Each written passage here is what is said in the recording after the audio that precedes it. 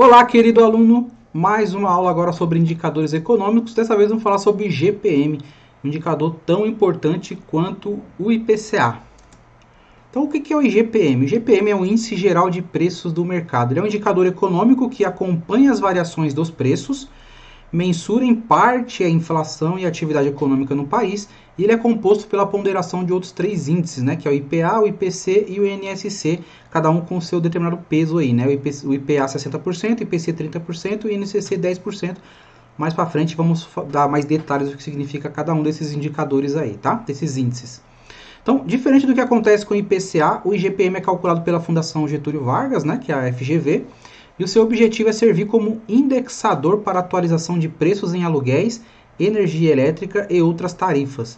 Né? E além disso, para quem investe, conhecer o IGPM é essencial. Acompanhando os índices é possível diminuir o risco de aplicações e avaliar o melhor momento para a compra de certos títulos, né? Títulos de renda fixa. Eu trouxe aqui um pouquinho do gráfico comparativo 2019-2020 do GPM, né? Então a gente vê que em dezembro teve uma alta bastante significativa ali, né, do GPM, e por enquanto 2020 vem uma queda, né, uma queda aí bem considerável também. Então estou deixando aqui o indicador do site para vocês, os indicadores eu vou deixar também como material de apoio. Então esse site ele tem todos os indicadores, tanto IPCA quanto IGPM, quanto a taxa Selic. Então ele é bem legal que ele mostra em gráfico, ele mostra todo o histórico. Então se você quiser conhecer como vem a variação desses índices tão importantes para a nossa economia, esse site aí vai trazer para vocês tudo o que vocês precisam para poder acompanhar esses índices, tá? Então, para que serve o IGPM? O IGPM é um dado que mede a inflação para todos os brasileiros, independente da situação financeira, diferente do IPCA. Ele oscila mais e tende a despontar mais rápido que o IPCA, tanto para subir quanto para descer. Quando o IGPM aumenta, significa que o dinheiro vale menos. Então você acaba perdendo poder de compra. E não só isso, mas também indica que existe instabilidade econômica. E isso acaba afetando o dinheiro porque reflete a desconfiança do mercado em relação ao futuro. Esse índice tem usos práticos no dia a dia, não só de consumidores, mas também de quem está investindo. Né? Então, tão importante atenção nessa parte. Como correção de valores em contrato de aluguel, e isso afeta os fundos imobiliários. Aumento de preço de bens e serviços, né, como energia elétrica, se você tem uma elétrica na sua carteira. E reajuste de alguns investimentos, como os CRI, os LCI, FI e debentures, para quem investe em renda fixa em algum desses tipos de título. E a diferença do IGPM para o IPCA? O IPCA é a inflação oficial medida pelo IBGE, que é um órgão oficial do governo.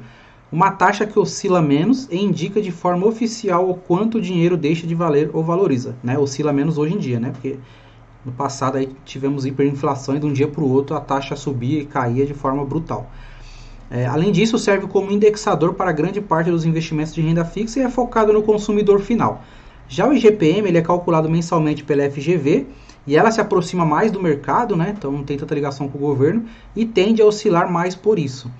De forma prática, o IGPM influencia diretamente no setor de imóveis e quem investe nesse setor é diretamente afetado, seja como dono do imóvel ou investindo em empresas do setor ou até mesmo por fundos imobiliários. Além disso, o IGPM independe do governo e é encarado pelo mercado financeiro como um cálculo mais realista da inflação. E como que é feito o cálculo? Né? Para calcular a porcentagem do IGPM é preciso coletar os preços de mercado. A FGV coleta essas informações no Brasil todo, englobando os preços praticados em muitos setores da economia, né? Como o setor industrial, construção civil, o comércio varejista e etc. Essa coleta começa no dia 21 do mês anterior até o dia 20 do mês de referência. Depois disso, a cada 10 dias, a FGV divulga as variações prévias que irão compor o índice do período todo. Cada um deles é utilizado para medir diferentes aspectos da economia nacional e originam uma média ponderada, que é o IGPM. Entenda mais sobre esses indicadores. Então, o cálculo é feito a partir de três índices que recebem diferentes pesos na sua composição. O primeiro é o índice de preços por atacado, que é o IPAM. Ele representa 60%, né, o que mais tem peso aí. Depois é o índice de preços ao consumidor, que é o IPCM. Ele representa 30%. E o que representa 10% é o INCC, que é o Índice Nacional de Custos da Construção. Então, são os índices que servem de referência aí para o cálculo do IGPM. Então, os investimentos que são influenciados pelo IGPM. Né? Então, vale lembrar que o IGPM é apenas um indicador econômico, não tem como investir nele. porém ele influencia outras aplicações financeiras, né? Então, além de sua função quanto ao reajuste de aluguéis ou tarifa de serviços, existem várias outras aplicações que sofrem influência do GPM, como o Tesouro IGPM, LCI, os CRI, os LCI, repetiu aqui, né? Os FII e as debentures, né? Então, os fundos imobiliários e debentures também. Além disso, a relação de dividendos com o IGPM se dá pelo impacto do indexador sobre os lucros de certas empresas. E com isso, um aumento na taxa significa aumento nos pagamentos de dividendos. Então, não só fundos imobiliários, né, quando tem a questão do reajuste anual, mas também empresas do setor de construção civil também sofrem esse impacto aí no aumento do IGPM.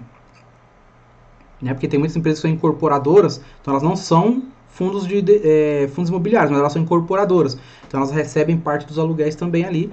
E isso entra como lucro, né? Então entra como receita. Quando tem um aumento, ela pode, se ela tiver lucro naquele período, ela pode distribuir em forma de dividendos. Por ser considerado um índice baseado nos setores econômicos, o IGPM costuma ser indicado no contrato base para o reajuste dos aluguéis. E quando não há indicação, ele é aplicado por ser o mais usual, né? Então, você fazer um contrato de aluguel, fique esperto lá que possivelmente vai usar o IGPM. Se não tiver indicação de que é o IGPM, vai ser usado o IGPM, porque ele é o mais usual. Assim, todos os anos, na data de aniversário do contrato, é preciso pesquisar o IGPM acumulado para calcular o novo valor do aluguel. Ou seja, uma vez ao ano, o dono do imóvel corrige o valor mensal de acordo com o IGPM do ano passado. Além disso, é essencial compreender o que é e como funciona o IGPM para ter um bom acompanhamento sobre a situação do mercado e como ficarão seus investimentos, em especial o recebimento de aluguéis. Outras contas que podem ser ajustadas pelo indicador, né? Energia elétrica, escola, mensalidade de escolas e universidades, né? E alguns tipos de seguro e plano de saúde, tá? Então, nessa aula nós aprendemos aqui o que é o IGPM, qual que é a importância do IGPM, já tivemos uma aula sobre o IPCA, né? E vamos ter uma aula também falando sobre Selic, CDI. Então, acho que essas aulas são muito importantes, porque na sua trajetória como investidor, você vai ouvir muito falar desses indicadores, e é importante que você saiba como eles funcionam, o que eles representam, onde você consegue acompanhar eles, tá bom? Então, nessa aula é isso, te aguardo na próxima, um forte abraço.